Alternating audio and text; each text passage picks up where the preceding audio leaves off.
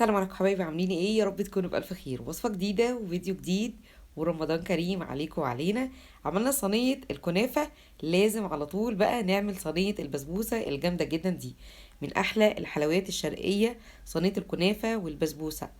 البسبوسه بقى في مشكله كده بتحصل لناس كتير قوي، انها ما بتظبطش معاها. ممكن تظبط مره ومره لا، وممكن ما بتظبطش خالص يعني ولا مره.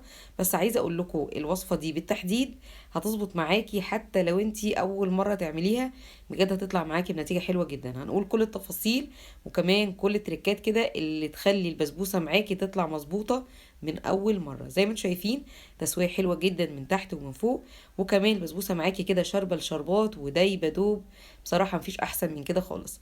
النهارده الفيديو حلو جدا للناس اللي هي بجد متحمسه تعمل صينيه بسبوسه وتنجح معاها. ما تنسيش اللايك ويلا بينا. لتحضير البسبوسه عندي كوبايه الا ربع من اللبن او 150 ملي، اي نوع لبن سواء المبستر او حتى البلدي. نزلت هنا كمان كوبايه من السكر ووزنها هنا 200 جرام.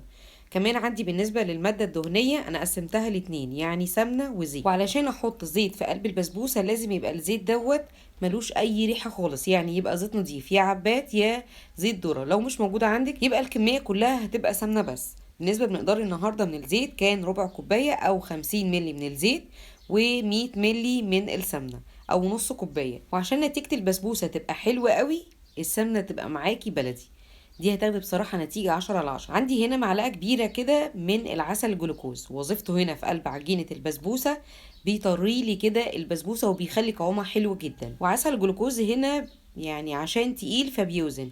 المعلقة دي ممكن تعمل لها من 60 ل 80 جرام على حسب ما بتشيلي كده من قلب البرطمان. تمام. لو مش موجودة عندك العسل الجلوكوز بيبقى معلقتين عاديين كده من العسل النحل. بجيب بقى عندي كل الحاجات دي وبحطها عندي على النار. منها ان انا بسخن عندي الخليط ده، ومنها ان انا بسيح عسل الجلوكوز وكمان السكر. المفروض المكونات دي عندي تتقلب بشكل كويس قوي. انا مش عايزه السمنه عندي تفصل كده عن بقيه الخليط، يتسخنوا بشكل كويس جدا. وبالنسبه للمده اللي بتقعد قد ايه على النار، يعني حوالي دقيقتين 3 علشان تسخن معايا. انا مش عايزاها دافيه كده زي دمعه العين. لما بتسخن بصراحه بتخلي كده الخليط بتاع البسبوسه يبقى متجانس اكتر.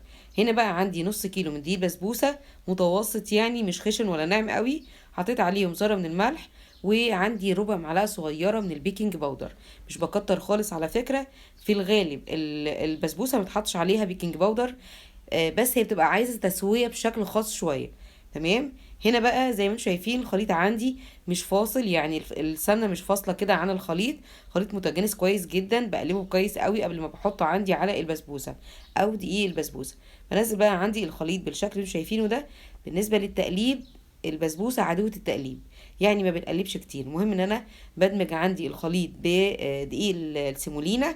والمفروض اول لما بلمه كده خلاص ببتدي ان انا اوقف عندي التقليب خالص. ما بقلبش كتير ليه؟ بتنشف عندي البسبوسه وبتعضم كده وما بتبقاش احسن نتيجه على فكره، حتى لو حطيتي فيها شربات كتير. زي ما انت شايفه كده ببتدي برضو اجيب من على كل الجوانب تقليب بسيط، يعني المقطع يمكن شويه متجري، لكن انا مش بقلب بالحده ديت، قلبي بالراحه. وزي ما انت شايفه كده القوام حلو، القوام مظبوط كده في النص، مش اللي هو سايل قوي اللي هي ممكن مثلا تحس ان هي بتعمل رغوه كتير كده اثناء التسويه، ولا حتى ناشف معايا تبقى البسبوسه بعد التسويه معضمه، ودي برضو نتيجه انا مش عايزاها. بعد ما قلبت بجيب عندي صينيه، دي مقاسها 28 معاكي لغايه مقاس 30، هتبقى مناسبه جدا، يعني لا هتبقى سميكه ولا رفيعه قوي. بنزل بقى عندي معلقه صغيره من السمنه او حتى الطحينه. يفضل جدا السمنه عندك ما تبقاش سايحه، تبقى بالقوام زي قوام الطحينه كده. بدهن الصينيه كلها كويس جدا كده ومن الجوانب، وبنزل عندي هنا بكميه البسبوسه كلها. زي ما انت شايفه يعني طريقه سهله، اسرع حاجه ممكن تجهزيها هي البسبوسه. ما تاخدش بالظبط 10 دقائق تحضير، وبعد كده هيبقى التسويه في الفرن. وهنا بنزل عندي البسبوسه. وعايزه اقول لك هي بتتظبط بسرعه جدا، مسافه ما بتمسكي كده عندك الصينيه وبتهزيها بتتسوى بصراحه، وما بتحتاجش مني يعني تفاصيل كتير. هنا بقت تمام جدا، وانا متاكده كده انها كلها الصينيه مقاس واحد، يعني مفيش ناحيه عاليه ولا ناحيه واطيه. وزي ما انتم شايفين بالنسبه بقى للتزيين، تقدري تحطي المكسرات اللي انت عايزاها. عايزه تحطي بندق او لوز او حتى سوداني، او عايزه تسيبيها ساده خالص، ده بيرجع بقى على حسب الرغبه. ببتدي بحط وحدات كده من اللوز مش كتير، وبرده ده بيرجع ليكي اذا كنتي عايزه تملي الصينيه قوي مكسرات او تكتفي يعني بشكل معين.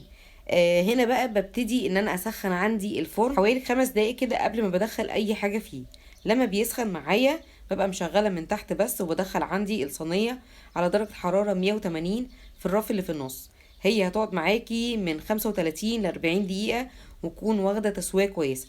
بالنسبه للناس اللي هي الفرن بتاعها عالي قوي، بلاش تبقى درجه الحراره 180، خليها 170. لو الفرن بتاعك عادي خلاص خليها 180. وبرده من وقت للتاني كده نخلي بالنا كويس جدا. التسوية دي على فكرة برضو نص يعني نجاح البسبوسة. ممكن نبقى عاملين كل الخطوات صح والتسوية تقلش مننا، يعني ما تظبطش معانا كده، ما ناخدش نتيجة او ما ناخدش لون كويس للبسبوسة. زي ما انت شايفة كده كانت البسبوسة هنا نص تسوية، وابتدت عندي الجوانب تحمر شوية. اول لما بتحمر عندي الجوانب دي ببتدي اعمل عندي الشربات، يعني بيبقى مثلا كلها 10 دقايق ويجهز عندي الشربات.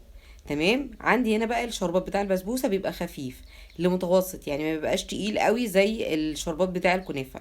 كوبايتين سكر لكوبايتين من الميه ومعلقه كبيره من عسل جلوكوز.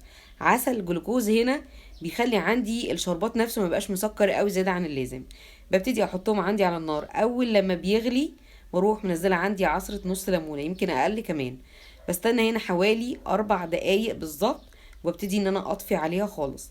ممكن مثلا لو فاضل شوية على البسبوسة لما تطلع اخليها بس تاخد غلوة واحدة واطفي عليها، يعني اول ما اقرب كده اطلع عندي البسبوسة اروح مسخنة عندي الشربات كويس جدا. كده بقى انا طلعت عندي البسبوسة والشربات في وقت واحد.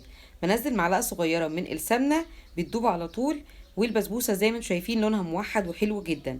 اول ما بنزل عندي الشربات ويتشرب كده زغراتي على طول، كده البسبوسه بتاعتك نجحت نجاح باهر. عايزه اقولك اول كام مغرفه كده هتحطيهم البسبوسه هتمتصهم بسرعه، ودي كده في حد ذاتها نتيجه كويسه قوي.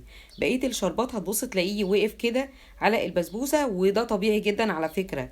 البسبوسه لسه هتمتصه، بس لما نسقيها كلها ونسيبها حوالي 10 دقايق متغطيه هتبتدي انها تشرب الشربات وترد معاكي كده، وتبقى احلى بسبوسه ممكن تاكليها. البسبوسه بقى من الحاجات اللي هي ما ينفعش تتقطع بعد ما تطلع كده على طول، لازم تقعد حوالي ساعتين 3 ان ما كانش ليله. يعني لو عندك ضيوف تقدري تعمليها من قبلها بيوم وتسيبيها لتاني يوم تقدري تقطعيها بشكل كويس جدا، هتديكي نتيجه حلوه قوي. اما لو حابه تاخديها للضيوف علشان تقلبيها بشكل كويس في طبق تقديم، بنحط في الصينيه كده من الاول يا كيس حراري يا ورق الزبده، وبعد ما بتستوي بنحطها في طبق التقديم بكل سهوله. ملحوظه اخيره بالنسبه للتسويه، لما الجوانب عندك بتاخد لون كويس جدا بروح طافيه من تحت ومشغله الشوايه بس تظبط معايا لون حوالي من 3 ل5 دقايق، مش اكتر من كده خالص.